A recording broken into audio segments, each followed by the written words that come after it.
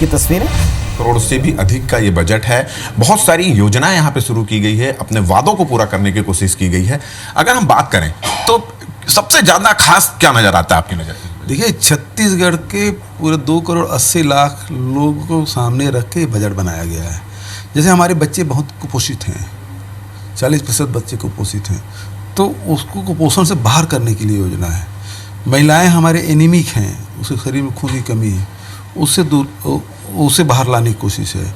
Malaria से कितने लोग पीड़ित रहते हैं, मलेरिया मुक्त बस्तर। सिकल सेल्स एक बड़ी चुनौती है हमारे छत्तीसगढ़ में, उससे भी लड़ाई हम लड़ेंगे। जो अशिक्षा है, शिक्षा के नए द्वार खोले गए हैं, कॉलेज हैं, स्कूल हैं, और उसके साथ साथ जो बच्चे बाहर पढ़ने जाएंगे उनको भी हम सुविधा दे रहे हैं, उनके पूरा शुल्क हम उठाएंगे, उनको रोज़गार भी देंगे।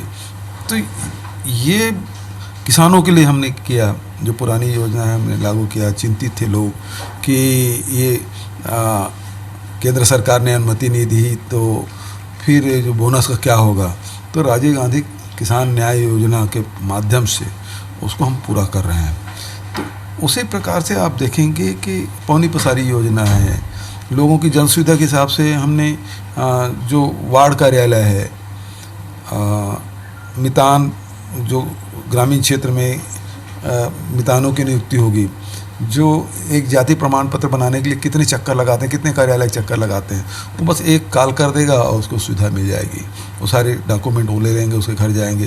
तो घर पहुंच सेवा हम करने जा रहे हैं ताकि लोगों को सुविधाएं भी मिले, और फिर फोकस हमारे किसानों पर है, सिंचाई पर है, सड़कों पर है, नए निर्माणों पर भी है। और फिर झीरम घाटी जो शहीद है उसके स्मारक बनाने की बात है। हम अपने पुरखों को भी नहीं भूलना चाहते। राम वनगमन पथ का निर्माण हम करने जा रहे हैं। 9 केंद्रों को हम पर्यटन की दृष्टि से विकसित करेंगे। पर्यटन के मामले में छत्तीसगढ़ बहुत पीछे है। पर्यटन की बात चल रही है तो पर्यटन निश्चित रूप से 75% बजट में वृद्धि की गई। क्या लग रहा है, पहले जितना काम पर्यटन में होना था नहीं हुआ, और पर्यटन को लेकर आपकी क्या और आगे क्या सोच है? देखिए, छत्तीसगढ़ के बहुत प्राचीन परंपरा संस्कृति रही है, और हर युग में छत्तीसगढ़ की भूमिका रही है। चाहे वो त्रेता युग की बात करें, चाहे द्वापर युग की बात करें, चाहे बौद्धकालीन बात करें, चाहे आज़ादी की लड़ाई में कहें, ये सब में छत्तीसगढ़ की अपनी भूमिका रही है। और उन सब चीज़ को, वो सारे चिन्ह भी हमारे यहाँ हैं, उन सबको विकसित करने की आवश्यकता है। और दुनिया के मानचित्र में, पर्यटन के मानचित्र में छत्तीसगढ़ को ऊपर लाने की आवश्यकता है, और इसलिए बजट बढ़ाया गया। स्वास्थ्य विभाग में जितनी उम्मीद थी वो उम्मीद थोड़ी सी लोगों कसक रह गई, ऐसा लोग बोलते हैं, तो उसको लेकर क्या आप लोग?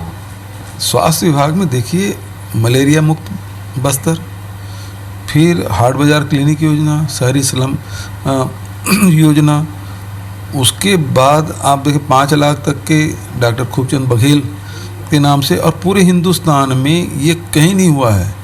20 लाख तक के लोग रुपये तक के बड़ी बीमारियों में राज्य सरकार सहायता देगी। तो ये बड़ी राहत है लोगों के लिए। नहीं तो किसी घर बड़ी बीमारी हो जाती है, घर बर्बाद हो जाता है, लोग परेशान हो जाते हैं। परेशानी तो होगी, लेकिन जो घर बर्बाद होता है वो बच जाएगा। हम 20 लाख तक की मदद करेंगे। तो स्वास्थ्य के क्षेत्र में बड़े काम कर रहे हैं। सिकल सेल एक बड़ी चुनौती है, उसके हम स्कूल से उसके चिन्हांकित करेंगे, ताकि जो कुपोषण है, बीमारी है, उससे हम लड़ाई लड़ें। शिक्षा कर्मियों का आपने सौगात दी थी, किसानों से किया हुआ वादा आप लोगों ने पूरा कर दिया। अब अगर हम बात करें कि स्टील उद्योगों के क्षेत्र में आप लोगों की क्या योजना है, क्योंकि उद्योगों को थोड़ा सा भी संकट के दौर से गुजर रहे हैं उद्योग। छत्तीसगढ़ में उद्योग संकट में नहीं है। आप पिछले साल के बिजली के यूनिट की खपत देख लीजिए, 5% बढ़ा है। इसका मतलब ये है कि उद्योग के पहिए ज़्यादा चले हैं। दूसरी बात, उसमें हमने नए उद्योगों को आकर्षित करने के लिए, चाहे फूड प्रोसेसिंग प्लांट की बात हो, लघु वनोपज की बात हो, और वो क्षेत्र जहाँ उद्योग नहीं लगे हैं उसमें खूब अनुदान हम दे रहे हैं। जो बस्तर है, सरगुजा है, इस क्षेत्रों में कोई उद्योग नहीं लगा है, जहाँ तो उनके उद्योग वहाँ लगाएंगे तो लोगों को हम ज़्यादा से ज़्यादा अनुदान देंगे। और 30% तक की जो कलेक्टर गाइडलाइन में जो रेट की कमी की थी, रजिस्ट्री में 1% की कमी की थी, तो उसको हम अगले साल भी जारी रखेंगे। तो उद्योग कैसे बढ़े, ये हम लोग लगातार काम कर रहे हैं। बजट सीमित था, उम्मीदें ज़्यादा थी, आपने किस तरह की इसकी तैयारी की, किस तरह से आपने सेटअप किया, जो जिस तरह के सुझाव आपने सभी विभागों से मंगाए थे उसमें कितना प्रतिशत आपने अमल करने की कोशिश की? देखिए, हमने केवल विभागों भर से जानकारी नहीं ली, विभिन्न वर्ग के लोगों से भी चर्चाएं की, और हमने तो सुझाव आम जनता से भी मंगाया था, तो सबको हम लोग शामिल किए और कोशिश हमारी यही रही कि ये सबका बजट हो। कुछ ऐसी कोई कसक जो मतलब करना चाहते थे मगर सीमित बजट के कारण आप नहीं कर पाए, आने वाले बजट में उसका दिखेगा कुछ ऐसी कोई? बहुत सारे काम हैं जिसको करने हैं, हम लोगों ने बहुत लोगों से वादा किया, वो सब काम एक एक करके पूरा करते जाएंगे। क्या वजह है कि विपक्षियों को पसंद नहीं आ रहा है ये बजट? क्या लगता है इसके बारे में, क्या कहना है?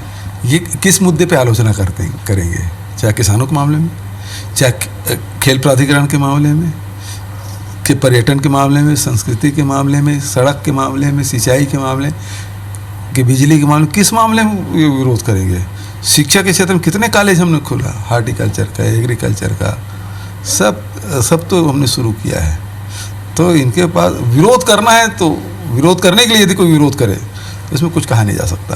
तो ये थे भूपेश बघेल जी, और इनका कहना है कि जिस तरह से विभागों से सुझाव मंगाए गए थे, आम जनता से सुझाव मंगाए थे, उन सुझावों पर अमल करते हुए और जनता की उम्मीद पर, हर वर्ग के लोगों की उम्मीद पर खरा उतरने की कोशिश की गई है।